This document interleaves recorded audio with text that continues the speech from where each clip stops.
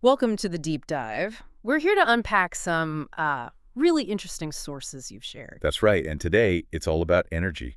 Specifically, we're looking at this report, Rain-Powered Solar for Iowa's Energy Future from Black Knight Power. Mhm.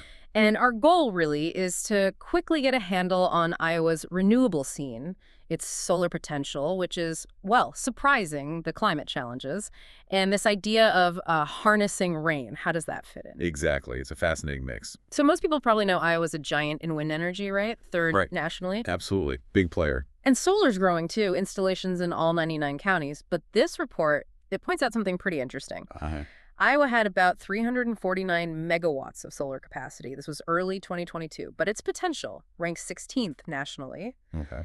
And it could generate over 4,000 gigawatts. That's, what, 150 times its current electricity needs? It's a huge number. Really huge. So it makes you wonder, if the potential is that big, what's the gap? What's holding Iowa back? Well, that's really the core question the source digs into. Part of it is sun exposure, sure. Iowa gets, moderate sun compared to the Southwest. Right, less intense sun, maybe? Exactly. But a big piece is Iowa's variable climate. You've got real snowfall in winter covering panels. Yeah, that makes sense. And then frequent rain, cloud cover, especially spring and summer, that obviously reduces the direct sunlight hitting the panels. Okay, but traditional solar panels, they do still work when it's cloudy or raining, don't they? Just maybe not as well. Precisely. The report confirms that. They capture the diffuse light, the light that gets scattered through the clouds. Okay. So they don't just switch off in the rain. Right. But yeah, the efficiency drops, sometimes quite a bit. Right. But this is where the source gets really interesting, beyond just sunlight. It starts talking about these emerging technologies, specifically low-tech triboelectric generators. Triboelectric. Okay, that sounds technical. What is that exactly? Well, think of it like generating electricity through friction Mm-hmm. or contact. So in this context, we're talking about systems designed to capture the kinetic energy, the energy of movement from raindrops. From the raindrops hitting something. Yeah, hitting a surface. Yeah. And then converting that motion, that impact, directly into an electrical charge. Huh. So a raindrop hitting something can actually generate power. How much are we really talking about here? Is it significant? Well, the source mentions these systems generating voltages, open circuit voltages, between 100 and 600 millivolts. Millivolts, okay. Now, let's be clear, that's voltage potential. The actual usable power from one drop is tiny.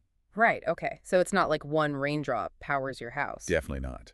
The idea, as presented in the report, is more about integration on a larger scale, Mm-hmm. or maybe for very low power uses. But the main focus here is using them with solar panels. I see. So it's not about replacing solar panels. It's more like complementing them. Exactly. A hybrid system, something that works maybe when the sun isn't strong, like during rain. That's precisely the key idea the source highlights. Combining the traditional solar with these rain harvesting elements. Okay.